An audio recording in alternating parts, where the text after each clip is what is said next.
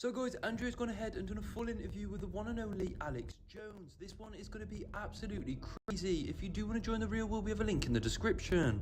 Thank you so much for joining us today. Andrew Tate, who truly lives by the Nietzschean creed of that which does not kill you only makes you stronger, is going to give us a long-form, uninterrupted interview right now. We're very honored and blessed to have him. I've known this man for 6 years.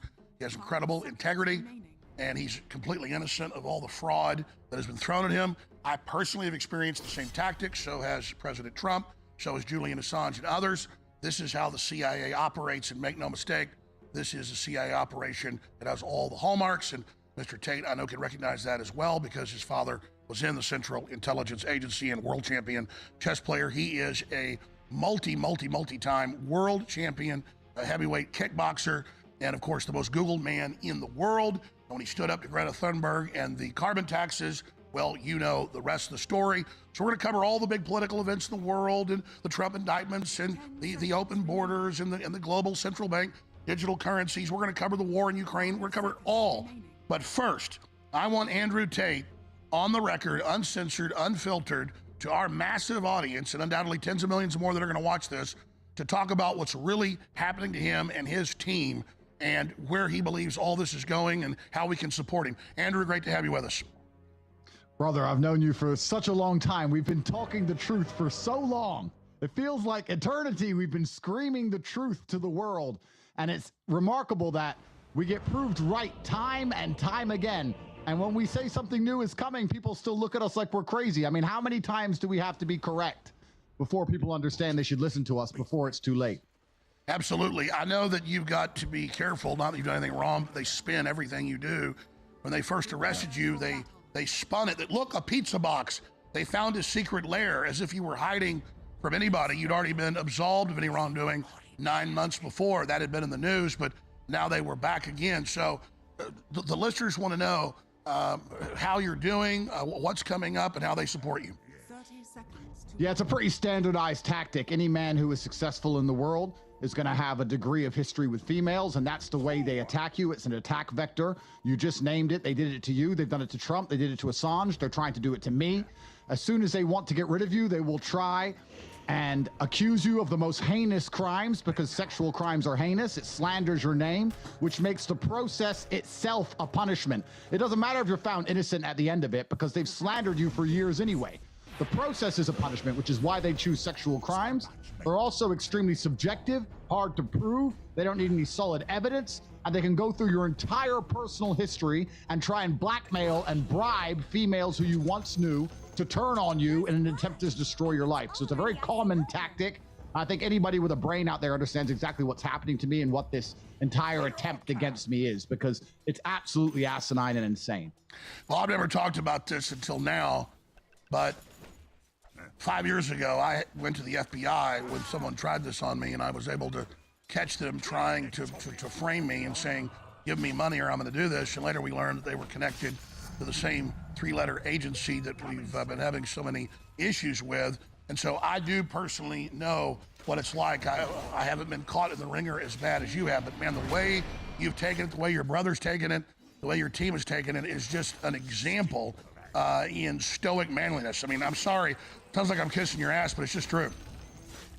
Yeah, I mean, absolutely. And it is scary, the fact that 2,000 women who I've known throughout my life, I'm 36 years old, 2,000 women were called and effectively offered bribes to turn on me. Effectively, it was, if you have a negative story about Andrew Tate, you'll get paid money. That's a bribe. They tried to bribe 2,000 women who know me, and they still couldn't manage to put together any kind of coherent case. They're so desperate for a case, the two victims they've identified have repeatedly said on camera, we are not victims. Candace Owens actually did a fantastic breakdown. Anyone who's interested in my case can do a full breakdown. Candace did it, and it shows everything. There's no victims, and they can't find anybody to turn on me. And it's crazy. I spent 3 months in jail, in a Romanian jail, which is not anything like a Western jail. It's truly a form of torture. And I sat there 5 months locked in my house, and all I can do is take it as a test from God and do my very best to be an example and show the world that when you truly stand up and truly try and inspire people to be anything more than slaves, they're going to come for you and they're going to attempt to destroy you. These people are merciless. They're merciless. They're genuinely evil. I was sitting in a jail cell suffering from what? For what? To protect who? They don't even have a single victim in the victim list. They don't even have a single woman who could take the stand against me. And they're still going to put all over the news I'm some sort of terrible person because the goal is to slander my name regardless of the outcome. And we have to pray that the judicial system of Romania does the right thing and throws all of this away. Well, when you're famous and successful, women throw themselves at you. But when you're famous, successful, and in great shape like you and your brother, I've been out with you guys, the women literally throw themselves at you. The idea that you're raping women is preposterous.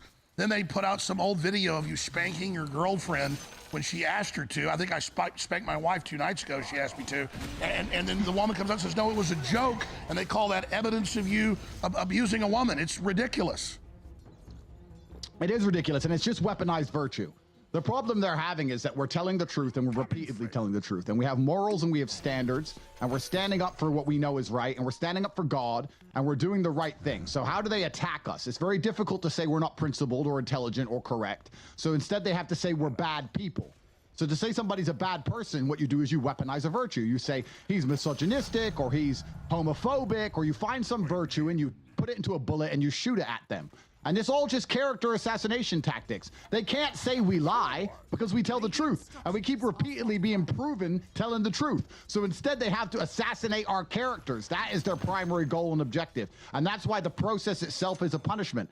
I tell you, the BBC, in the 18 months the BBC have been printing about me being a human trafficker, because they've done an article a day, every day for 18 months.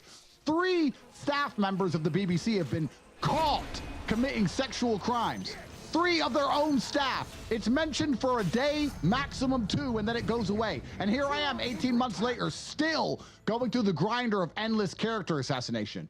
It's insane. You're either on their team and they protect you, or you're against them on the side of God and truth, and they're absolutely out to destroy you. Every single thing the MSM say is a fucking lie, and I apologize for swearing, but it is a lie. Everything I read in these papers, all of it is a lie, head to toe. No, it is a damn fucking lie. And at a certain base level, though, you've got to have a feeling of success and satisfaction to be the most demonized person in the world now, even surpassing myself and in many cases Donald Trump, and to have school curriculum, not just in the UK, but now it's turning out around the West, teaching young boys that you're bad and they shouldn't read you or watch you or listen to you. Don't these idiots know it's having the opposite effect? When I'm at a grocery store or at church, teenagers run up and say, oh, Andrew Tate. Don't they know this is backfiring? Well, absolutely it's backfiring, because that's the worst thing you do to a teenage boy, say, don't watch this man. And the thing that they don't understand, because these people are so disconnected from reality, all of these people are genuinely disconnected. They don't understand that my message makes people feel better. I teach men to be strong. I teach men how to make money. I teach men how to be confident, how to be motivated, how to be disciplined, how to be diligent, how to be hardworking. If a man adopts these qualities and applies them to his life will get better. This isn't a matter of just consuming content on the internet. This is a matter of people's lives genuinely changing their day-to-day reality. If that happens, if somebody's day-to-day reality changes because they're a fan of me and they listen to my content, who do you think you are to come along and tell them to stop and go back to misery? It's never going to work. It's never going to work. And the reason I'm so heavily demonized is not because the things I say, it's because I am so massively influential. And when I'm teaching these young men, these young boys, to have any degree of standard for themselves, any degree of parameter for what they will accept inside of their minds, they see that as a threat to the slave programming. If a man stands up for himself and has self-respect, he doesn't want to wear a mask because he respects himself. He doesn't want to take antidepressants. He respects himself. He doesn't want to eat the bugs. He respects himself. They don't want men to have self-respect. We're not allowed to have self-respect. We have to sit there and be completely empty vessels waiting for the slave programming to be plugged in, so we'll comply. That's all they want, is compliance. And that's why me, as a man who stands up and says, listen, you should become as strong as possible, you should believe in yourself, you should be motivated, and you should also try to make as much money as possible, because money is a very important weapon in the fight against slavery. I am seen as public enemy #1 for genuinely improving people's lives. That's how evil these people are. Let's unpack what you just said, because it's so true. The average millennial doesn't want to drive a car, doesn't want to have money, they're living with their parents.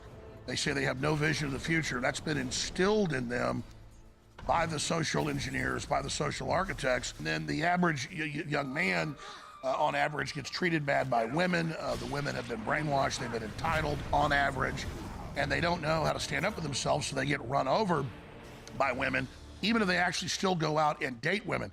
And, you know, my son's good-looking guy, really smart, has had a lot of girlfriends, but he would get wrapped around the axle with them and have a lot of issues. He's like 21 now, and he has had a huge turnaround, and he was never that bad, but he calls it a turnaround himself about 2 years ago, watching your shows, listening to you, and now he's in control of the relationships. He's confident. He's doing great in business now. He's doing amazing things, and I really owe you for that. And it's because that's the path of a man, and that's being attacked because the globalists are threatened by men being independent because they can't be pushed around and controlled. If they don't have men in the way, the globalists are gonna be able to rule over us. And that's the thing women need to realize. Women are the most depressed they've ever been statistically. Women are the most alone they've ever been. They're the most unhappy, and it's because they're being taught to reject the biology of who and what we are. Absolutely. Strong men make women happy. I get called a misogynist all the time for telling men to have standards. Men with standards and principle and capability and competence make women happy. The number one way to improve female mental health is to make men better men. And the reason they don't want men to be strong and have any kind of control over their relationships or their households is very simple. Females are easier to sway with an emotional argument. If you have a bunch of households which are run by women and the woman is in charge, and then the woman is going to sit and watch an emotional argument, propaganda, which is all that the MSM use. They can't use logical arguments, so they use emotional ones. Put the mask on for grandma. Well, grandma's 98, and 98-year-olds unfortunately die of diseases. And telling a 6-year-old kid to put a mask on, or a 21-year-old strong man to put a mask on because 98-year-old grandma might get sick, doesn't even make any logical sense. But it's an emotional argument, and women fall for emotional arguments easier than men. So how do you control a populace? It's very simple. You subdue the men, you make the women in charge, you make a matriarchy, and then you use emotional arguments via the propaganda mechanisms because women are more likely to agree with them, and then you have the entire population under control. That's why it's done on purpose. They don't want a man to have any degree of control over anything in his life. You know, even his own house. You can't even be the king of your own household anymore.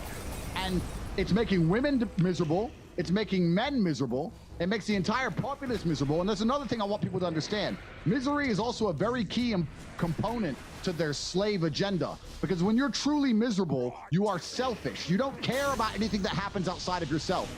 People say that you and I perhaps were angry people, but I'll tell you something. We're positive people because we care.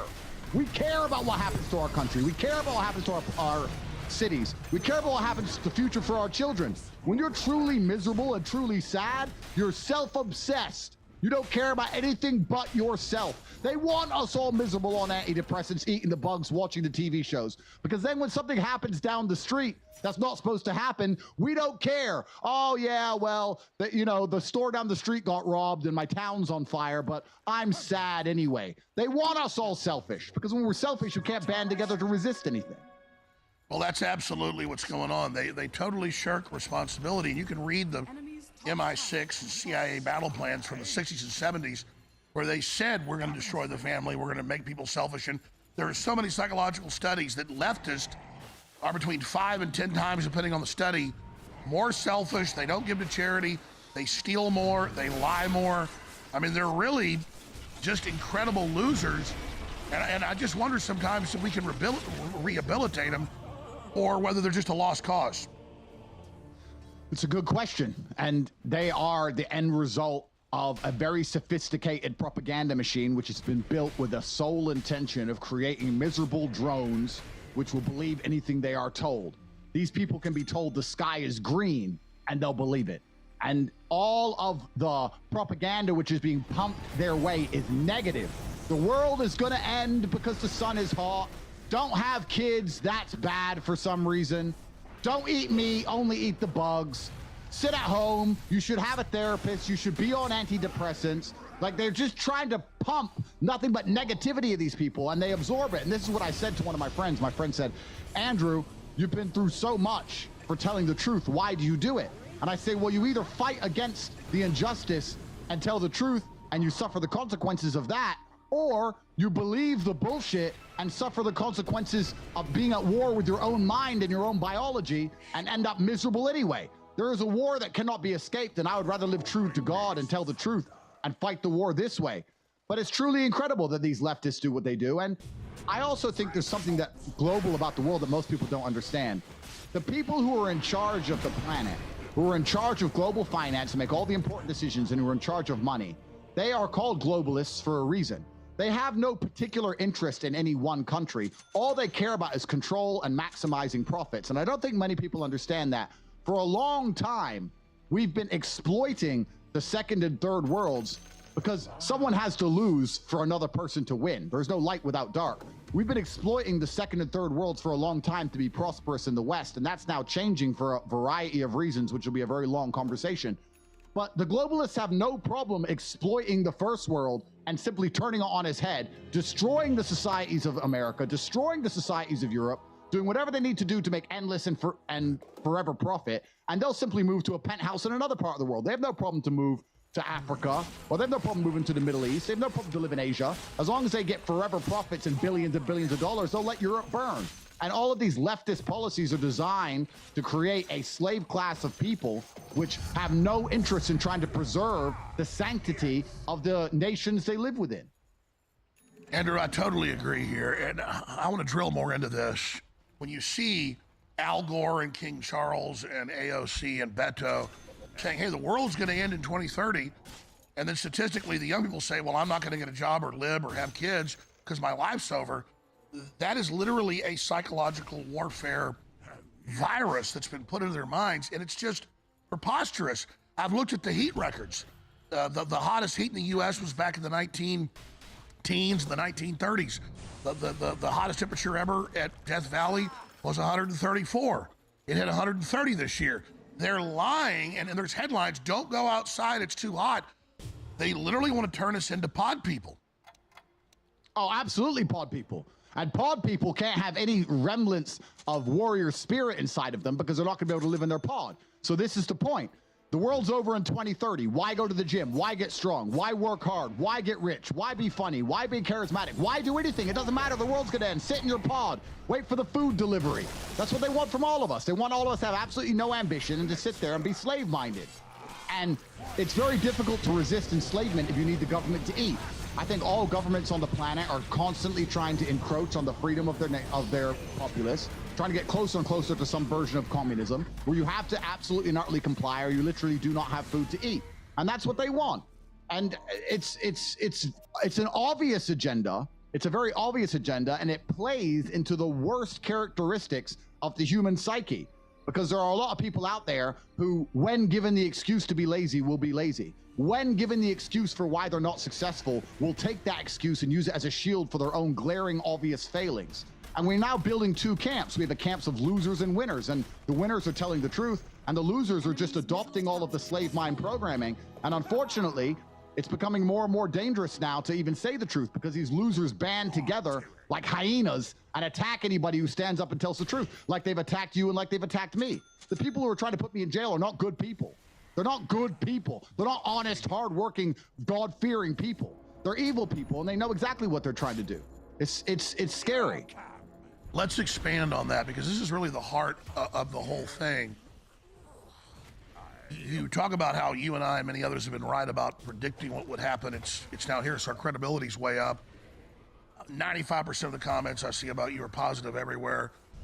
Young people I talk to, old people, stuff I see online, but also in the street, nobody's buying it. And it's because you talk about real issues. If you had to describe, this is a football game, let's say U.S. football, NFL, or worldwide soccer, or whatever game or analogy you want to use, where are we in the game and who's winning? Because I see you being the most popular, and Tucker Carlson and Joe Rogan's getting more hardcore now. And I see Russell Brand sounds just like us, and Tulsi Gabbard's and RFK Jr. and all these other people are exploding in popularity. We all have the top shows. The left doesn't have anybody in the top 10, not even the top 20. I mean, you're right up the top. Tucker Carlson, me, Joe Rogan, we're all up there at the top. And in total reach, you and Joe are, kind of like pole stars there. But I'm not measuring things here as individuals. I'm looking at it as we're talking about the truth. We've been doing it for a long time.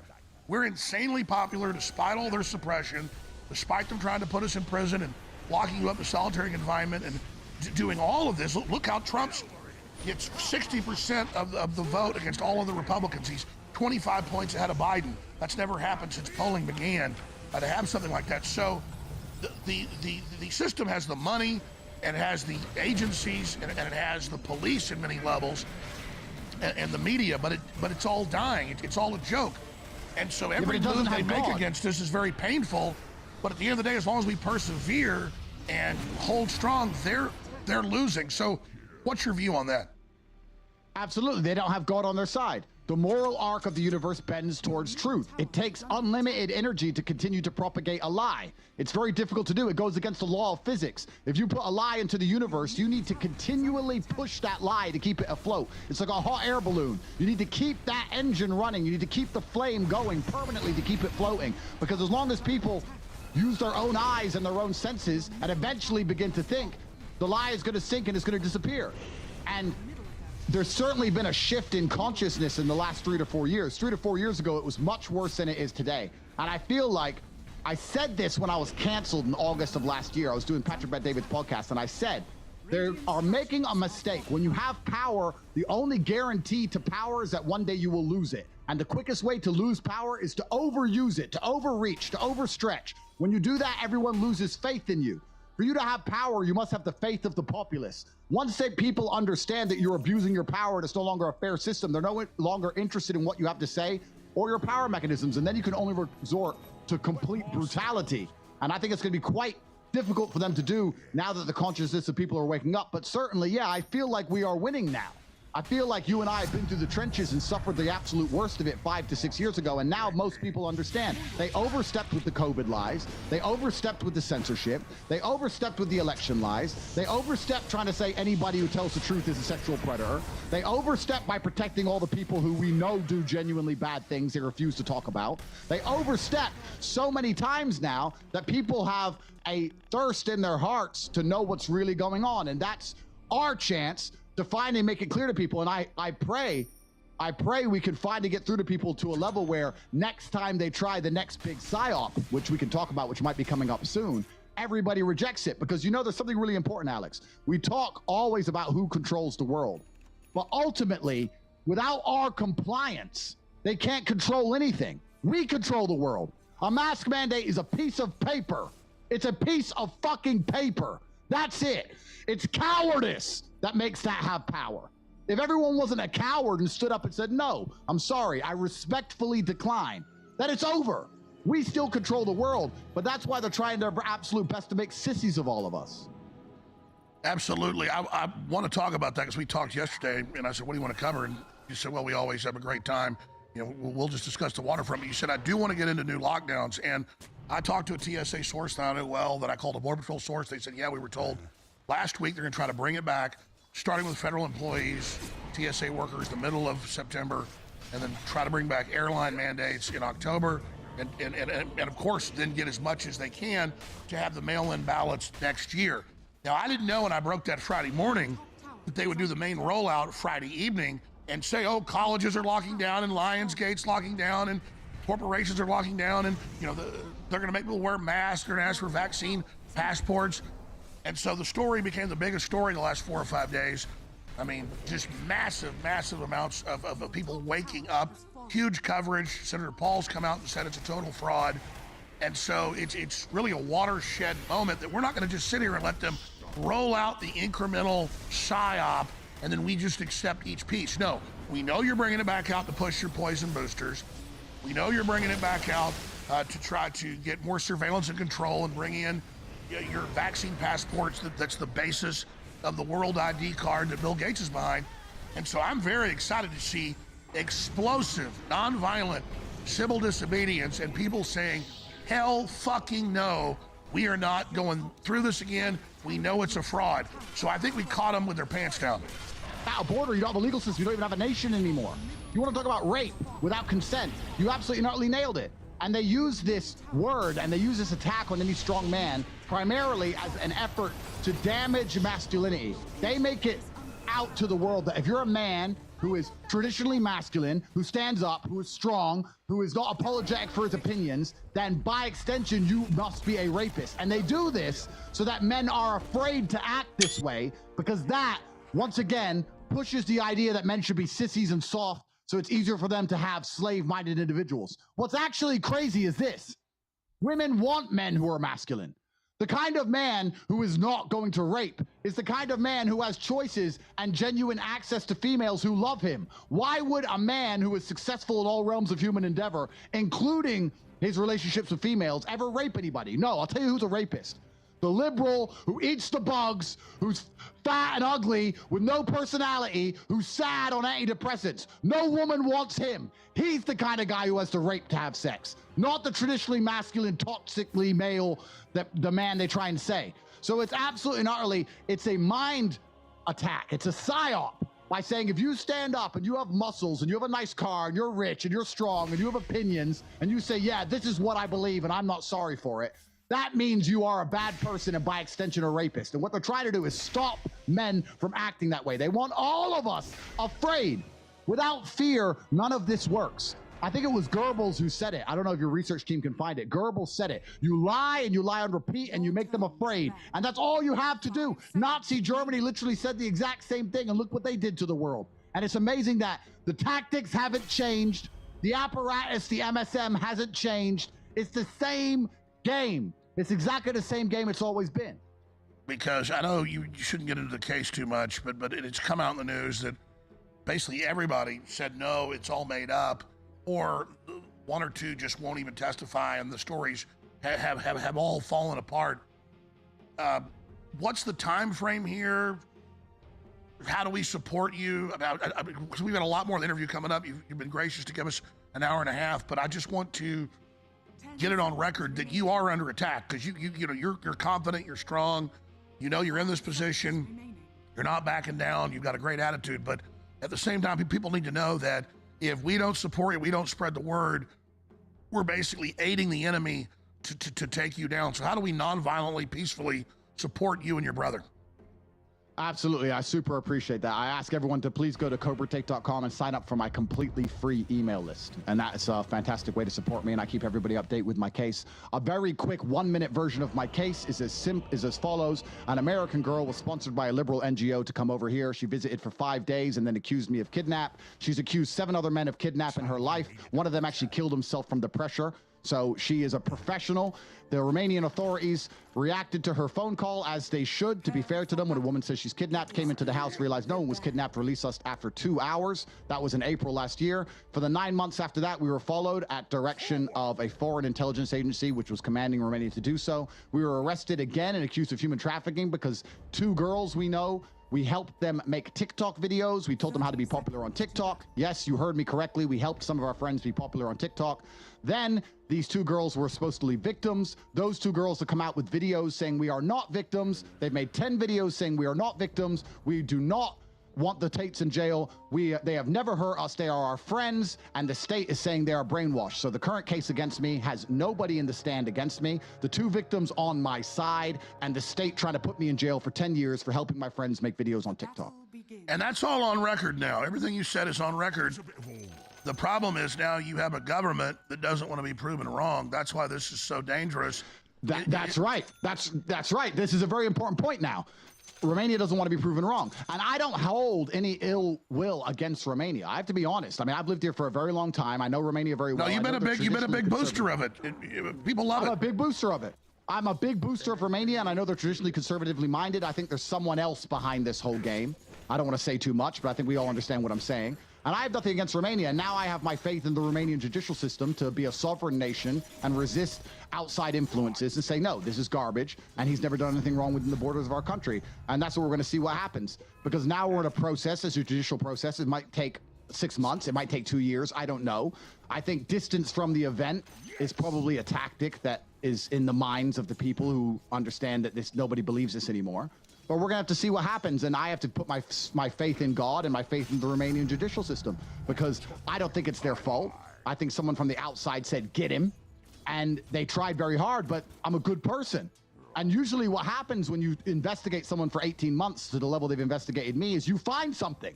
Normally what happens is they find what they want. The problem with me is they couldn't find anything. So now we're in this very unique scenario where they've tried very hard, they couldn't find what they wanted, and we're going to court with absolute garbage, and we're going to have to see how this all plays out. But to answer the question, the initial question, I really super appreciate the support. Please, everybody go to CobraTate.com. My email list is completely free, and I keep everybody updated on the case and how they can support. All right, I've got 1,000 questions in the roughly 45 minutes we've got left here, but where do you want to go next? That's a really good question. I'd like to talk about, I personally believe that 2024 is a huge, I think it's going to be even bigger than culture. I think it could be the end of Western civilization if it doesn't go the way it's supposed to go. I really think it's the final chance. And I don't want to be assassinated, and I certainly would never kill myself, but I think it would be an interesting conversation for us to talk about whether they are going to be able to do again what they did before. Because if they don't, they're going to lose.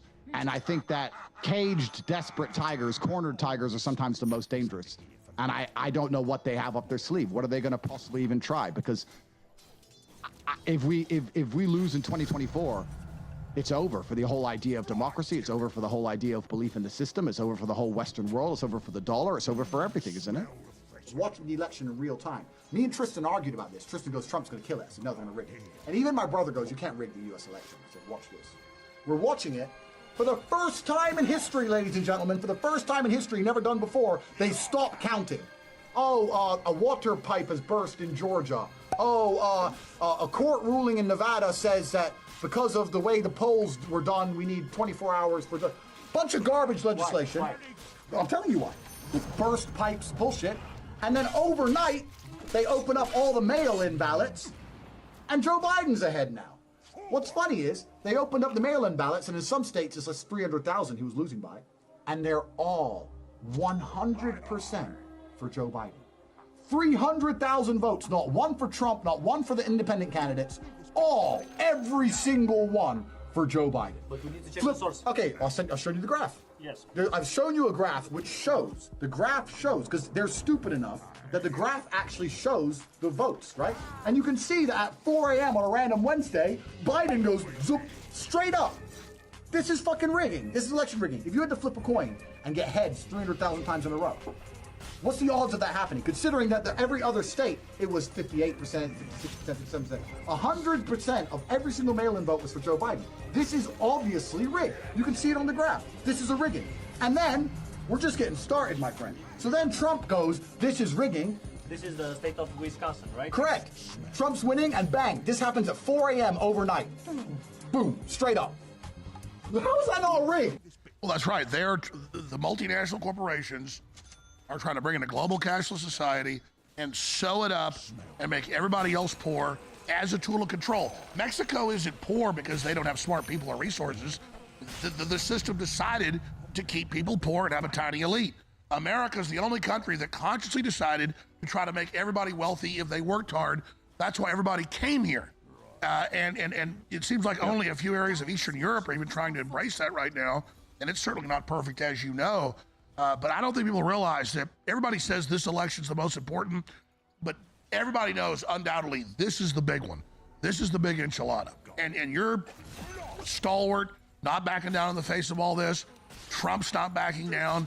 Watching him in 4 indictments, facing 700 years in jail, totally indicting him in Georgia. It's in the indictment for tweeting about how they shut down the Atlanta County counting facility.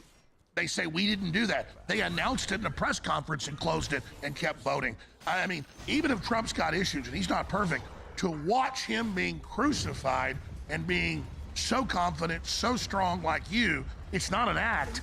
It's very empowering and a great example to me. But I got to ask you, you seem stronger under attack, and that's got to shake up your enemies. Well, that's the thing, because they want me to cower or cuck. What they're trying to do is, because I inspire so many people, if they can break me, they can break the souls of millions of people by extension. And also what they're trying to do, they're hoping that I will believe I can reason with these psychopaths. I don't think I can reason with people who hate me. They hate me. They hate everything I stand for. They hate the way I walk. They hate the way I look. They hate the way I think. They hate my ideas. They hate my relationships with my brother. They hate my friends. They hate everything about me. I have no interest in trying to reason with them. I'm not going to stand up and say, well, maybe if I talk a little bit softer, they'll be nice to me. No, I don't operate under that frame. It's like Churchill. Churchill said, no, we're not going to negotiate with Hitler. Dire's structures are fortified. Your middle tower is under attack.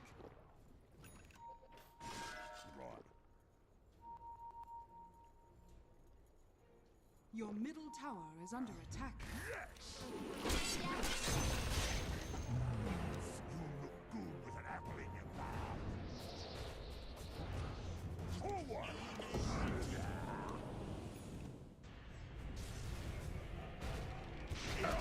I'm not here to negotiate with anybody. If you're going to destroy me, do it. I'm going to hold my head high. I'm going to walk into court with my head held high before I get dragged off to jail. I'm not going to cuck or cower because that's a spiritual loss. You can do what you want to my body. You can put me in jail, but you won't break my spirit. A spiritual victory is enough for me. I know I'm innocent. I know I've done nothing wrong. I know I tell the truth. I know I help people. I'm not going to back down or cower or give up. And Trump knows he's innocent too. And sometimes in these scenarios where you don't stand a chance, technically, legally, when you're dealing with the apparatus of man, which has been rigged against you because humans are imperfect, all you can do is look to God and understand the truth of your heart, the truth of your soul, and aim for a spiritual victory. And you have a spiritual victory of a man, as a man, by having your head held high. If they were about to shoot me in the head by firing squad, I would go down with my head held high with a smile on my face. I'm not gonna fucking cry. You're gonna shoot me anyway. You're going to shoot me anyway. So they're going to do what they're going to do to me, and they're going to do what they do to Trump anyway. The best thing we can do is act like men, because that pleases God. And you know what's funny? What's funny about the world is if you please God, if you act with honor and integrity and you do the right thing, and God likes you, it's amazing how favored you become. Some people will call it lucky. I don't call it that. I call it favored. When you act the right way, it's amazing what God will give you. And almost sometimes in impossible odds, you manage to pull it off. And people go, how'd they do that? Because you made God happy. I want you to submit to me your vision for your dream life. Every time I ask somebody what their dream life is, they give a very lazy, sloppy answer. Well, I want to be rich. How rich? What does rich mean? How much money? Is it in liquid cash? Is it in stocks? Is it in crypto? In which country is it held? How do you diversify to protect yourself against matrix attacks? Who's your accountant? What's the name of the banks your money's held in? What are you going to buy? For you to become rich and successful is going to require pain and suffering, and you have to understand exactly what your dream life is to make the pain and suffering worthwhile. Think about it. Have you ever been to the gym and seen a person in fantastic physical condition? They're strong, they're ripped, they're large. And you say to them, how did you get so big and strong? And they say, I don't know. Oops, it kind of just happened. Or have you ever found a really rich man or a very successful man and said, how did you become rich and successful? And he goes, I don't know, bro. I just woke up one day and it kind of happened and now I'm living my dream life. No, there is a very detailed plan and roadmap.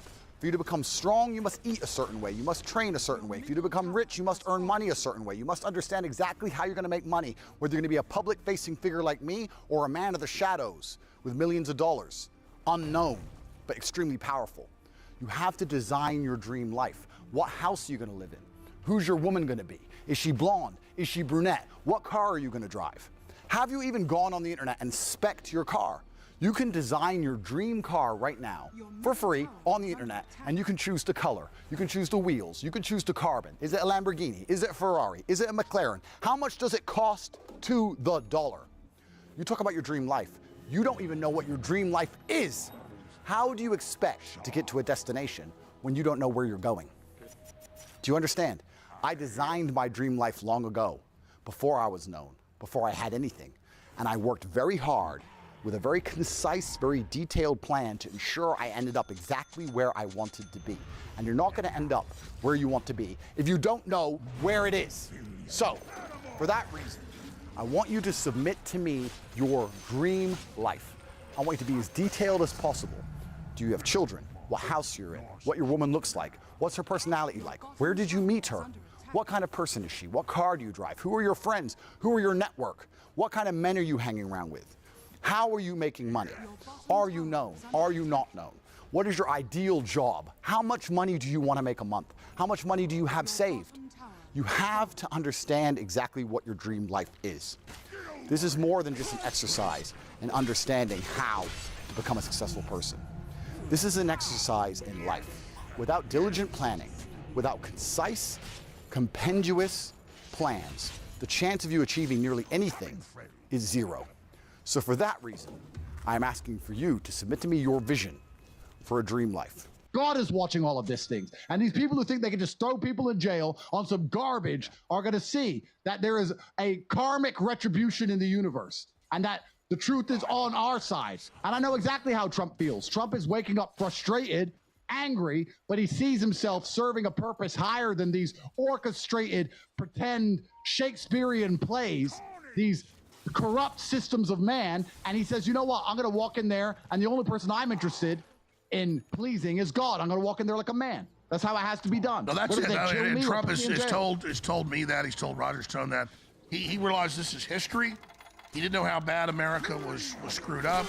And now it's all about being a man and not bowing to these people. And now that he knows how evil they are, he's even stronger because he knows, no, I'm the good guy. I want prosperity. I want freedom. I'm not, these people are scum. And so I'm going in. It's like a game of chicken, and we're not going to turn off the road. One way or another. The good guys have always been losing, Alex. Think about it. Any video game, you're the good guy. The boss has more health. Look at World War II. England was surrounded by itself. The good guys have always been losing. The harder they hammer somebody with a genuine warrior spirit when they know they're telling the truth. It's always been this way since the dawn of human time. It's never been the good guys have the bad guys completely outnumbered and it's an easy fight for the good guys. It just doesn't work that way. It seems to be that evil always has the advantage, but somehow good wins in the end. It's always been that way. And when you know you're on the side of truth, you have to understand that's how it's always been. You can't be a king without having people try to take your empire. It's happened to you, it's happened to me, it's happening to Trump. And every single point in human history, if you were a king and you had lands and you had an empire, there were people outside of your empire prodding the defenses and trying to find a way to attack you and chop your head off. If you're gonna tell the truth and be a king with an empire, they're gonna come for you. You either have to shut up and work in Starbucks, take your injections, or you can wake up and be a man and understand that war is certain, battle is certain, victory is certain if you believe in God, and there's gonna be times where it's gonna be rough. There's going to be temporary losses in the battle, but we can win the war. And this is how it has to be done. Well, absolutely. And we're totally simpatico because we're telling the truth here. Right before you went on that incredible layout there that you just did, that grand slam, I was about to say, because I've read the writings of George Washington, his hundreds of letters, they're in the Library of Congress. It's incredible. Talks about the Illuminati and just, it's amazing. And I mean, I read basically all of them that I could read. Some are so blurred you can't read them, but there's been books published with them reposted. And he literally gave the same speech you just said. 6-year war with the greatest empire the world's ever seen. No one had beaten them. They beat Napoleon just a few years later. And George Washington said, they're in the wrong. They're enslaving us. I'm going to persevere. I'm not going to back down. Good is always outnumbered at first. I trust in God. There's a famous paintings that have been done of George Washington praying in the snow because he would really sometimes pray for like hours. They'd come into his tent to be praying, and he had a vision that they would win. He went 5.5 years, total defeat, but persevered. And then all of a sudden, they won every battle after that. All of a sudden, there was wind in their sails. All of a sudden, everything cleared. And he was one of the richest men in America at that point, self-made, despite the fact the Lords tried to block him and stuff. And he spent his whole fortune on the war. He paid the troops the first few years. They put him as a general because he'd bankroll it. And they literally, a third of the people in the Declaration of Independence got put in prison or killed. Their families put on prison ships. They went through hell. But man, the victory was that much sweeter. And it's exactly what you just said. Good is never the big, powerful thing in Satan's world. We're always the upstart. We're always the ragtag band. We're always the rebels, and that's what defines us. But for each one of our men is worth 100 of theirs. Absolutely, because we have genuine conviction, and that's why it's interesting. We can tie this back to something we said earlier. You just named how George Washington paid the troops, and it's so interesting. This is why they're trying to control all the money. It's kind of funny I got told by somebody, I won't say who, but they come to me and they said, Andrew, the reason that they are so threatened by you is because you are a genuine attack on the educational system of nations. The reason they talk about you in British schools to not listen to you is because you're teaching young boys to learn things that actually matter, to actually change their lives, and how to make money online, how to become financially successful. I have 16, 17-year-old kids in my programs making more than their teachers, and they're threatened by that because when you have money, you can resist. This is another big thing we don't talk about. In fact, a lot of mainstream conservatives, which I don't even bother mentioning them, attacked me saying I'm materialistic. I said, listen, if you want to fight a war, you need money. You need money to fight a war. I want all of my fans to be as rich and strong as possible because that makes them good soldiers. It's very hard to resist the vaccine if you need to go to work to pay the rent. You need money to resist these things. And that's another thing that's very important. I don't think it's mentioned often enough. That's why they're trying to control global finance and trying to restrict it so heavily, because they need all of us absolutely. No, I totally agree. Just to interject here, yeah, the Clinton Foundation, not their global foundation, but their national library, WorldNet Daily sued them like 10 years ago. It took years to get it. They got millions of documents in FOIA.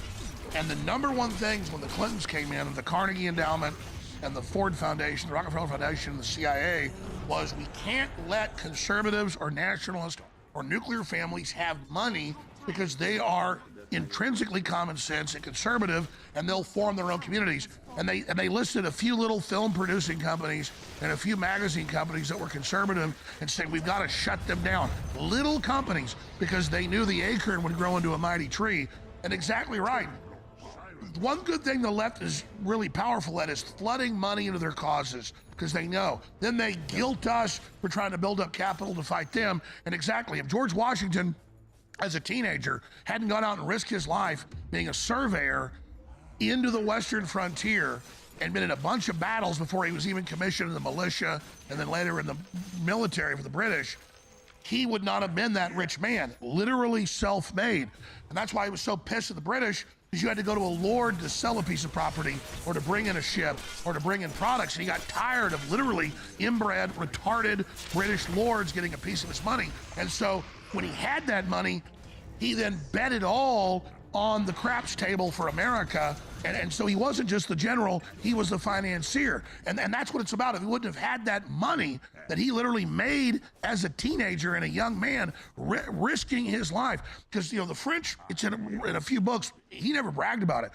George Washington was out there with a tomahawk and a gun, killing people every day trying to stop him surveying land. And you can say, oh, he's a conqueror, oh, he's a usurper. Well, he was out there fighting badass Native Americans. I mean, he wasn't playing games. Yep. So the point is that this guy was like Conan the Barbarian, but they didn't have movies, the internet back then. We don't know all the stuff he did. So he had to go out and literally make this treasure, do this, then lead our country to its birth and victory. That is a top gangster. Yeah, absolutely. And this is another thing. And I say to people when they say, how do we win this war? I say it's a spiritual war. You need to believe in God. You need to be a good person. You need to be physically strong, mentally strong. And you need to work as hard as possible and become financially successful. The left have money because they print money. They print money. So, of course, they have money. And we talk about, I have to mention this here, some mainstream conservatives, I don't know who a lot of these people are because they're all clowns and they're bought opposition anyway, but they were attacking me for being materialistic. You just talked about how George Washington needed money to save America. The reason young boys listen to me is because I have a private jet and a bunch of fancy cars and a big house. The reason I can inspire young men to get up and work hard, to be diligent and be hardworking and disciplined is because I have such a fantastic life. If I didn't have these things, they wouldn't be inspired by me. And money is what it takes to win wars. What are we sending to Ukraine? Money. We're sending money. So to sit there and say as conservatives, we shouldn't be materialistic, you're just buying into the garbage that the left want. They don't want any of us to have any kind of finance. Because when you have no finance, it's easy to bankrupt you.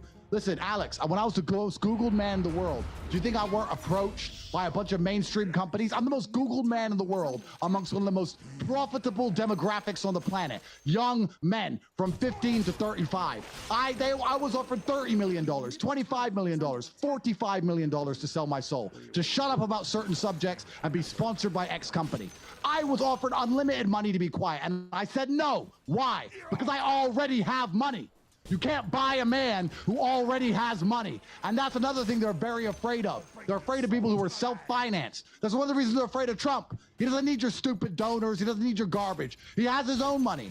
And that's another thing you have to be very, very careful of and understand in this war. It's a spiritual war, but it's also a very financial war. They want the conservatives flat broke, because then there's very little we can do. Tower has fallen. What you said is so powerful, and we're totally simpatico, because that's exactly what I was thinking of. 170 million, at least to Ukraine. Money is fuel in your tank. Money is the symbol of energy that allows you to have mobility. If your dad was a world champion chess player, I know you're a great chess player, I'm a terrible one, but I understand the game. If you couldn't move your pieces, you could never even play the game. Correct. So imagine if the chess pieces didn't even have energy to move. That's where they want us, isolated, back to the pod. Absolutely. Back to the pod. So this is what we have to do to truly win this war. I believe spiritually people's minds are awakening and they're starting to understand all the MSM does is lie. Then what we have to do is make sure that everybody who follows us genuinely feels an absolute increase in the living conditions, and they feel more positive and they feel more disciplined and hardworking, and their real life outside of the internet actually improves. And the third thing is, I believe I have a responsibility to try and make every single person who believes in me and follows me, helping them in every way possible, and one of them is financial. I think that's the way we win this war. I think that when all of the capital is owned by people who are sensible, then it's going to be a lot harder for them to enslave us. And unfortunately right now, the capital is owned by people who are only interested in control. And when you want to control people, you have to remove their sensibilities. Because if someone has sensibilities, they have parameters. They have limits. If you don't want people with limits, if you're in charge of the world and you want to control everybody, you want to remove their sensibility so they have no limit, so you can tell them some absolute garbage. You can tell them to put a mask on and stay in their house and be afraid of the common cold. That's what you want. So we need to make sure the people with sensibilities are as well funded as possible, are as physically strong as possible, and are as spiritually strong as possible, and are brave. And that's why people like Trump and I and you, we have a duty to God to live by example, to show that you can approach these situations with bravery. You have to be a man about all of this. Otherwise, you may as well just go get in the pod and pray they don't kill you. Gut level, I asked you the question earlier and you elaborated on it, but you didn't specifically answer because the question was 3 minutes long. Is humanity winning right now, or are we at a stalemate? Where would you say we are? Tower is under attack. I do believe that there's been a shift in consciousness, and I do believe we are winning. However, I can give two answers. I can give a very positive answer, and I can also give a pessimistic answer. No, give us both. Give us, because that's the way the world works. There's always two directions. Yeah. So my pessimistic answer is as follows. I believe the people who are in charge of the world are genuinely in charge of the entire world. I believe they set up structures to allow one populace to benefit off the exploitation of another populace. I believe that the populace which is exploited is usually the most ignorant one. And I think that as we awaken and as things shift, and perhaps we don't adhere to the type of life they want us to live, as we become a thorn in their sides, they're going to rewrite the rules, and instead of exploiting other countries for the benefit of the West, they're going to start exploiting the West for the benefit of other countries, and they're simply going to shift their global finance, and they're going to shift their base of operations. Totally agree. Reverse colonialism.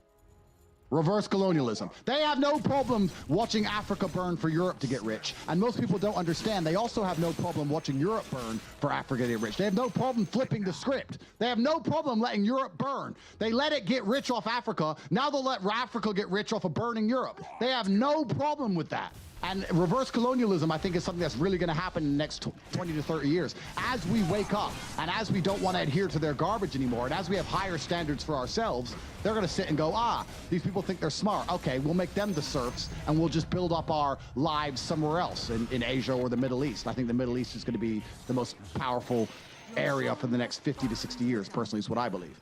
But I think that's the pessimistic answer. The positive answer is, ultimately, I do believe we have control. I think the population has control. I think that the closer we get to sensibility and truth and honor is also the closer we get to God.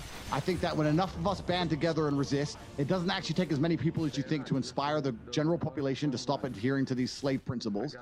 And I do believe that a new age for the West is coming. I think that we are in a much better position than we were 3 or 4 short years ago. But I do also think a lot pins on 2024. So it's very interesting, the situation we're in. It's actually very interesting. Are under attack. Well, I got to say this. I'm very thankful to Paul Watson, who I've known for 21 years. for introducing me to you like 6 years ago, and you've come to Austin. Are they trying to hit Paul? Sorry, are they trying to hit Paul with the same shit Yeah. that they're hitting me with? Yeah, I don't want to. Well, yes, they are. It really hasn't broke yet, So but I sad. mean, it's broke, so we can talk about it. I mean, obviously, Paul's a tall, muscular, good-looking dude like you. Literally, I've known Paul for 21 years. He's been here many times, been in Europe with him. Women throw themselves at him, and they have talked to. He's a successful guy. The hundreds of women, and it looks like they found one. So yeah, they're trying the same thing. That's all it takes. That's all it takes. You offer 100 women a bribe, one of them with no soul or a bone to pick. That's all it takes. Insane. Absolutely, Scary. I feel it's scary. Absolutely. Well, it's their tactics. So, but I'm very glad Paul introduced me to you. And you were already successful in champion and fighting and TV shows and things, but you've exploded since then. But I got to say, you are definitely Andrew Tate 2.0. You were always a great interview, one of the best. I got to say, man, what you're saying, what you're doing is about the best thing I've heard. I mean, I think you're even topping Tucker Carlson right now with your understanding and rhetoric. So congratulations. And I guess that's what we've been told in history is a man's got to go through the fire like a sword to get even that stronger. Is that how you're feeling? Thank you, sir. I super appreciate that. And yeah, absolutely. It's certainly very true. I believe that it's pain that teaches. I don't believe men especially can learn any way besides pain. We talk about learning a lesson the easy way or the hard way, and I'll tell you something. We've all been offered chances to learn a lesson the easy way our entire lives. And guess what? We didn't learn anything, and we kept doing it.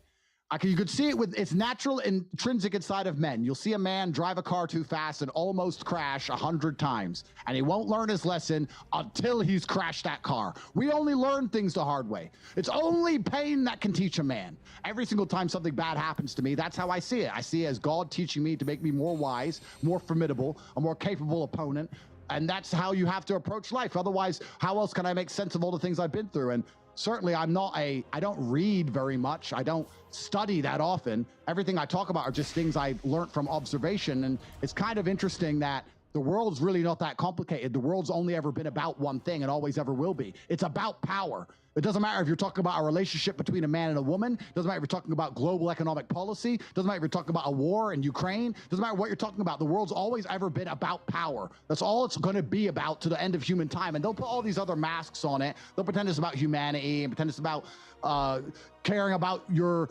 race or your nationality or all these other things. But truthfully, at the bottom line of all of it is power. And it's people trying to put together structures where they feel as empowered as possible so they can protect themselves and protect the people they care about. I'm not going to hide the fact that I want our team to have as much power as possible. And the other side, the liars, those who live under the veil of deception, they're only interested in power. It's always been a power struggle since the beginning of time. Then you look at power. How do you get power over people? Well, you influence them. So now it's a battle for influence. Why are they attacking me? Because I have influence. I can influence the populace. They offered me money to sell my soul, and I said, no, I am no longer wanted in this game. I am a wild card that they're not interested in. It's always been about influence. It doesn't matter if you take tanks to a pitched battle in Ukraine and fight a pitched battle, or it doesn't matter if you lie on MSM. It's all the same thing. It's about trying to get influence over people's minds to control how they think, because then you can control how they act, which gives you power. That's the bottom line of how the entire world works. So when you sit here and some politician stands up and says, I care so much about the planet, I think the sun is too hot, stay in your house and give me all your money, it's nothing to do with the sun, it's about power. Well, you said it, and I think there's another part of that equation. What is the destiny? What is the architecture? What is the worldview of the individual? And then how much power can they get to manifest that vision? So power is the energy source, or to use a silly, I never played Dungeons and Dragons, but I've read about it, strike power or whatever. So power is energy and how much you're able to build, how much building material you have. Then there is destiny and culture and will and the type of system you want to expand. And then that's where culture comes in. And we see the globalists selling the most ugly garbage you could ever imagine, because they don't want to inspire the general public, because they know coming out of the general public is always the inventors, the scientists, the leaders, the trailblazers that have always overturned the corrupt, decadent, inbred elites when they have fulfilled their usefulness. Well, they're at war against us. What is the primary objective of war? The primary objective of war is to destroy your enemy's capability to resist. That's the only objective. What is war? I must destroy my enemy's capability to resist. It doesn't matter if you do that with a Tomahawk missile. It doesn't matter if you do that with the stroke of a pen and a law. It doesn't matter if you do that with a mainstream media propaganda machine. By destroying your opponent's enemy to resist, your capability to resist, that is how you win a war. So when they're trying to make us depressed and weak and stupid and ignorant and fearful, they are destroying our capability to resist. They are at war against us. They don't need to shoot us with guns to be at war. That's right. Their number one us. mission is to make us poor so they can control us and isolate us and make us depressed. And you said something about 20 minutes ago that when I heard it was such an incredible truth, and I'm going to use it as a slogan now and give you credit. I've never heard anyone say it. I've heard it said other ways about the private Federal Reserve and the IMF and the World Bank and the Rothschilds and the Rockefellers that they control the printing press, but it's really true. The left prints the money. The left is financed with printed money. They print, the left controls the printing of money. And correct. And so that's why they want to say, oh, how dare you sell products, or how dare you sell self-help stuff, or how dare you sell anything? We're all bad. We're all evil because we have, 1/1000th the money they've stolen through fraud. Like magicians, they produce nothing. And now they look at all the wealth we produced upstream, swimming against the current, and they say, oh, carbon taxes and regulations, we're going to shut all that down and make you only operate through us. And we're right back where George Washington was 250 years ago. Absolutely. You just nailed it. And if they can control the money, they control the pipeline to shut you off. And once again, what is the primary objective of war? To destroy your enemy's capability to resist. You can't make money, you can't resist. And that's exactly what they're interested in. I don't think most people understand that there are wars happening on every single level against our own populaces and our countries trying to fight other populaces at the exact same time. PSYOP is a war. PSYOP is a war. Laws being passed that prevent you from living a full life is a war. It doesn't matter if it's a bullet or a stroke of a pen. If they destroy your capability to resist, then you are being defeated in a war. That's all war ever is, and life is war. We are fighting a war right now, and there's a war against our minds. They don't want anybody to be rich and brave. Those two things, rich, brave, opinionated. If you're those three things, you're a target for the system. Well, that's right. Wealthy means mobility. It means independence. And, oh, it's okay if, correct, the globalists steal trillions of dollars. That's okay. But if you try to teach young men and other people to be successful, you're the bad guy. So let's, in the 20, 30 minutes we've got left here, with Andrew Tate, shift gears into some of the other facets of this world. If you pull back and think about when this interview ends and the points you wish you would have made, what are those points? It's a really good question. And I really hope when people watch me, what I truly hope is, because we all live different lives and we have different life paths. And I think that the truth is always somewhere in the middle. I'm not saying I'm 100% correct. And I'm not, I do believe my enemies are 100% wrong. However, the truth is always going to be somewhere in the middle. And I like hearing different opinions. I love hearing people who disagree with me, who agree with me with a slightly different caveat, with other points to add. I think my primary objective is to inspire people to stand up and speak and be unapologetic in what they believe, and to make sure they work hard enough in life and go through enough pain so they've learned enough lessons so their opinions are not just waffle, but they're based on real world experiences. And I really hope everyone at home watching this feels better afterwards and understands that we only live once. And on your deathbed, you're gonna regret all the things you did not say. I don't think you're gonna regret the things you said nearly as much as you're gonna regret the things you did not say. And you're also gonna regret all the times you did not take the brave choice. If you're not sure what to do, you should take the brave option. And I think on your deathbed, you'll always be glad you were brave. And I have that peace in my heart, even when they throw me in a Romanian jail, that I know I always took the brave choice. I never took the coward's way out. I never took the easy way out, because that hurts your soul. And you're not just a person, you're also a spiritual being, and you need to do things which benefit your spirit. And it's amazing what a spirit of fire and genuine capability gives you. It's something which is tangible. It can be seen, it can be felt, it can be heard. And that's all comes from doing the brave thing. So I think that I hope everybody at home feels energized. I hope they make the brave choice. I hope they believe what they say and say what they believe. And I hope they stand up for themselves. And I think that alone, along with belief in God, is enough to fix many of the problems we're discussing in society today. Incredible. And again, this isn't like simping here, you know, to another dude, but I really do admire people that have courage under adversity. We go watch movies like Bridge Over the River Kwai, based on some of the things that happened in World War II. It's historical fiction where the Japanese are trying to break the soldiers and they don't break, and we admire those people. Well, I mean, I've been following you for many years and, you know, watch your fights and your training and all of it. But most people go into prison and shrivel up and get smaller. You get out of the jail after 3 months in solitary confinement, being fed God knows what, and you're not a roid guy. You can tell you're real muscle. You look like what Arnold Schwarzenegger wished he would have when you came out of that tiny cell. I've never seen anything like that. You look like just an absolute Spartan king charging out of there. What in the hell did you do in there? Endless push-ups, endless, thousands a day. And this is the truth about my message as a whole. God is going to test you, and he's going to see if you really are the man you say you are. It's easy to say you're a tough guy, then God's going to put you in a position where you get a chance to prove you're a tough guy. I didn't miss a single day's training. I did not miss a single day's push-ups in that cell. I wasn't too depressed to train. I wasn't too sad to train, too anxious to train, too frustrated to train. I trained endlessly every single day. And it's interesting you talk about movies, because it's true. Every single hero in every single movie goes through adversity. There's never been a hero movie where all he does is win. No, to be a hero, you have to suffer. And this can be extrapolated out, not just about my life, but about all men out there. If you're suffering in some degree, even if you're a normal guy with a normal job and you're suffering at your job, or you've had your heart broken because your girl left you, or whatever, if you're suffering, that's part of your hero's journey. There is no hero's journey without suffering. If you have an easy life the whole way through, you never get to be a hero. That's the whole point of being a man, is that you're supposed to suffer. You're supposed to eat pain for breakfast. You're supposed to come and grow into a better version of yourself.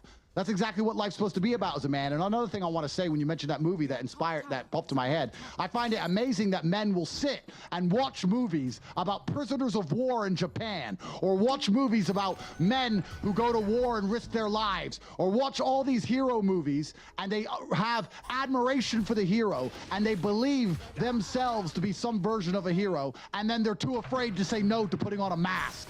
If you're not going to say no to putting on a mask, don't watch hero movies anymore, because you're certainly not a hero. You are one of the villains. You're not even one of the important villains. You're not even one of the villains with a name. You're the stupid little henchmen who get beaten up. Those guys who are on screen for a flash of a second and die without consequence. Nobody even cares or mentions them again. Their family don't even get to give them a funeral. They're nobodies. You're a nobody villain. You're not even an important one. The important villains, we know their names. You're a number. You're not a name. If you're going to watch superhero movies, you don't put a mask on your fucking face. And if you want to be a superhero in life, you need to understand that for 80% of the movie, you're going to suffer. For 80% of the movie, you're going to lose. Watch any superhero movie. For 80% of the movie, it is nothing but pain and frustration and difficulty. And when your life is that way, you have a chance to grow into something fantastic, and you should thank God for every difficult thing he puts in your path. No, I agree, but perhaps you should put the solitary confinement workout book out. I'm serious, because we're going to find it in post. I saw it like a day after you came out. You were working out, and like you had a Schwarzenegger arms before you were really built, you know, a boxer, fighter. So you were, I mean, you could tell it wasn't juice muscle. Obviously, they weren't giving you juice in there. It was like, you got like, what the hell? What was your regimen in there? Yeah, so I knew the guards were watching me, and I'm stubborn, and I believe that every time I did push-ups and they saw me doing them, I believed in my heart it annoyed them. And I am a very stubborn man. because they wanted me to be sad and broken. But every time they saw me, I was sweating and training. And every single time they checked, they saw nothing but a lion who refused to stop doing push-ups. And they didn't want to do push-ups. They were too lazy. They're sitting around. They're the guards. They're not doing anything. And every single time they checked me for weeks and weeks and weeks, all I did was train. And I found the motivation to do it by knowing that it bothered them that I refused to quit. I'm stubborn like that. And I don't even know if it's true.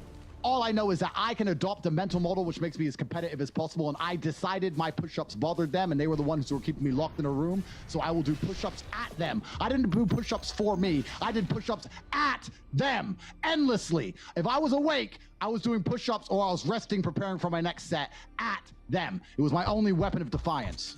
How many did you do a day? Thousands. 1,500, 1,600 a day. Oh my God. Man, I remember feeling sorry for you and worried about you. And then I saw you, when you boiled out of there, I was like, what the hell? I gotta find the photos, but you know what I'm talking about. Like, arms that big, dude. Like, your arms went from this to like this. I mean, God almighty. Think about a superhero movie. A man is unfairly imprisoned in a Romanian jail cell and trains so hard he emerges stronger than ever before. That is a movie. You get to live a movie as a man if all you had was some balls. Even you, think about your movie. You're literally saving the world, predicting the future. Our movies, I'm the most Googled man alive. We are living movie scripts. Why? Because we have bravery. Most men sit there and wonder why they're depressed because you don't get to live a movie. You're not the main character of anything. You're not even a secondary character in anyone else's movie. You're an unimportant nobody because you were afraid your entire life. You've lived like a coward your whole life. You were afraid of what might happen if you have some balls.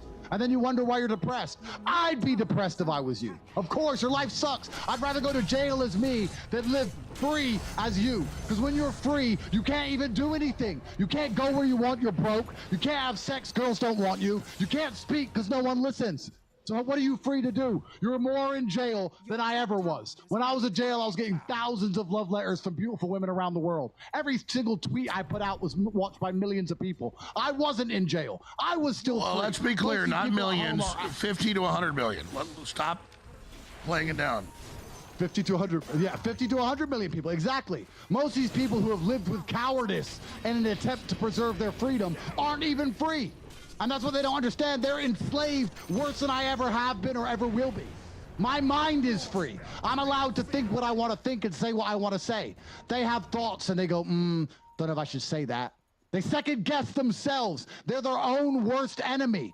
Every single part of me is on my team. I have enemies who want me dead. Fine. But every single part of me, my mind, my hands, my legs, every single part of me is on my team. My body doesn't second guess itself. My mind doesn't turn on itself. We don't break and self-sabotage. There's no civil wars inside of Andrew Tate. All of us against you. All of us. Absolutely. So what would your advice be to President Trump? I have absolute respect for how he's handling it. I think that he needs to understand, and I think he now does understand, that you can't reason with unreasonable people. I think perhaps in his last presidency, he tried to be reasonable with savages. And God willing, he will win again.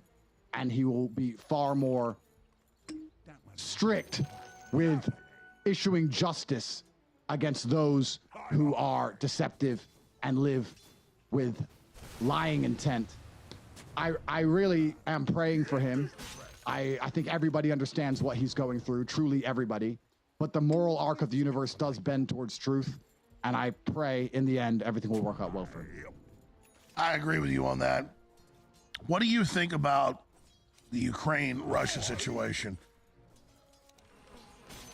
Yeah, that's a very interesting one. It's incredible to me. You know, and this is one of the subjects I have to be careful I talk about because I'm right on the border.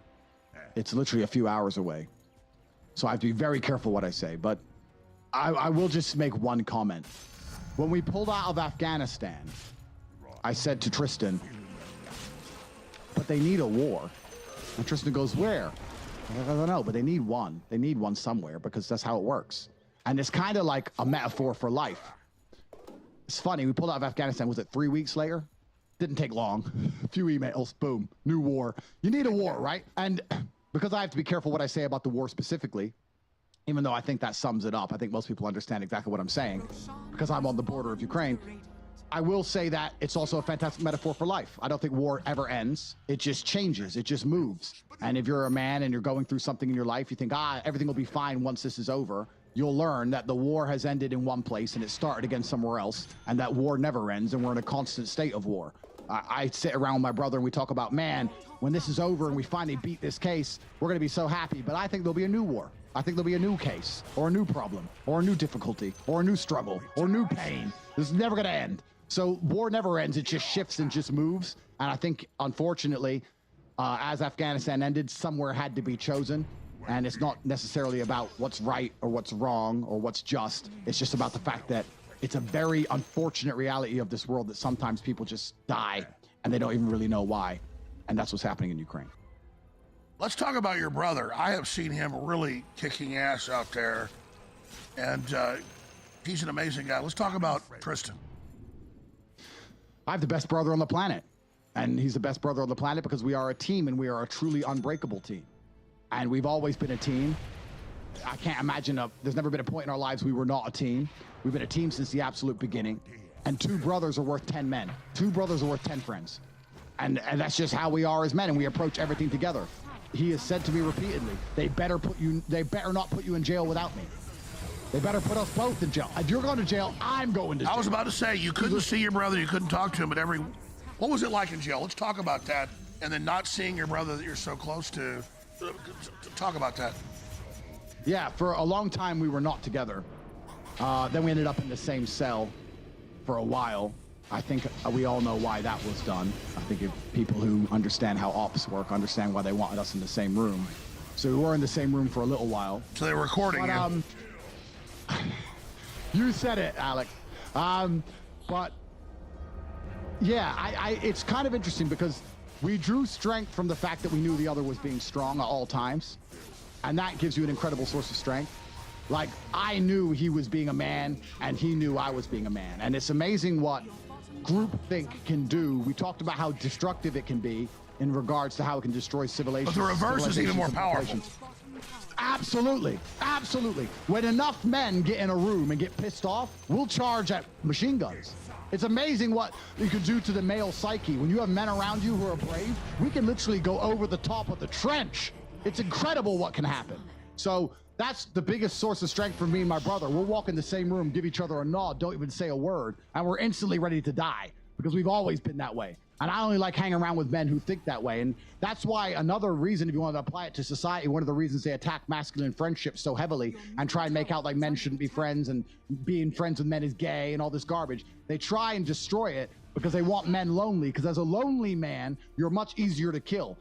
By the way, that's a key thing. They make that joke because you love and promote men being strong and you love your brother. They call you gay. How sick claiming someone loves their brother is that. These people are sick. They don't know the strength of male camaraderie. They don't know the strength of kinship. They don't even have any idea because the left are almost all completely alone. Like you said, they don't have it. That's why they hate us, because they ain't got it.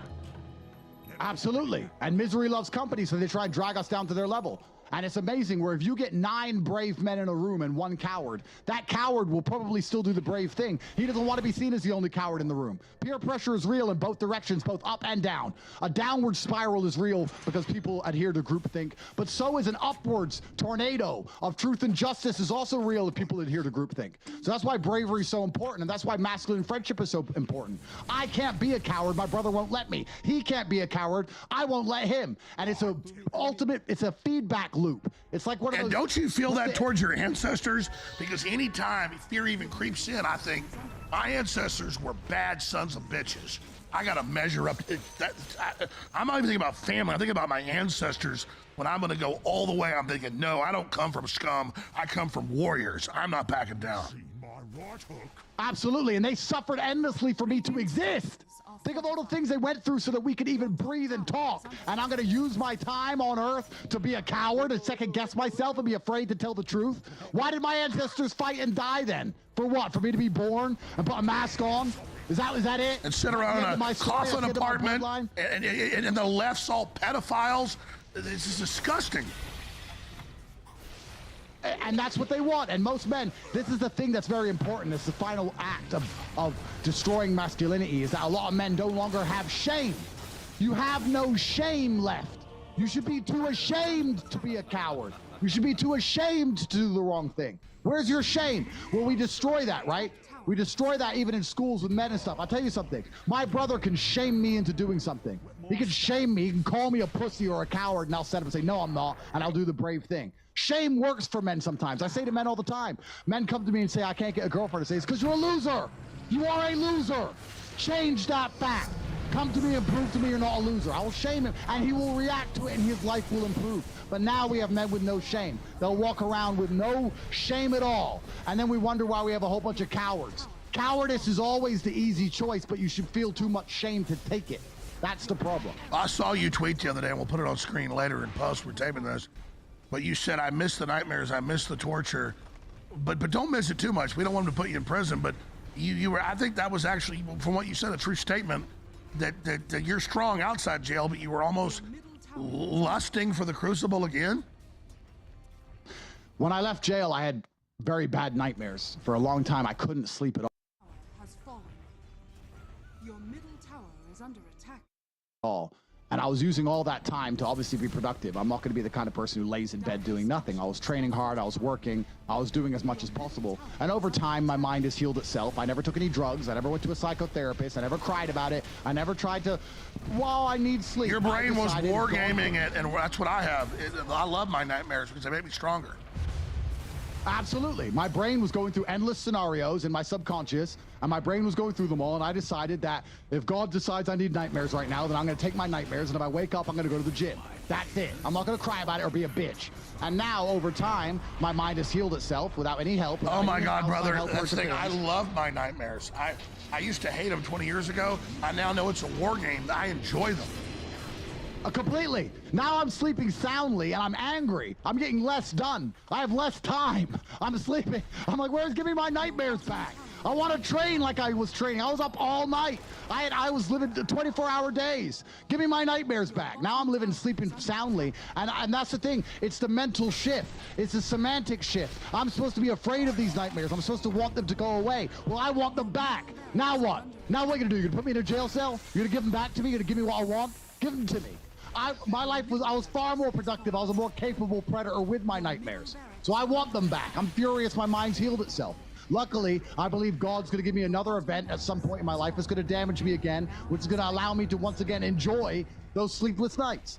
I'm not afraid of pain. I'm not afraid of any of it. Alex, I've never been afraid of any of it. So I don't know what they're going to do to me besides put a bullet in my head, because I'm not scared.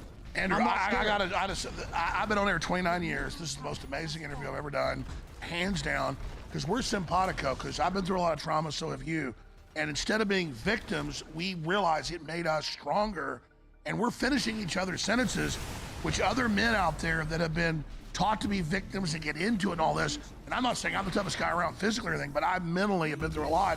And it's so empowering once you embrace the mission. And that's how we didn't talk before.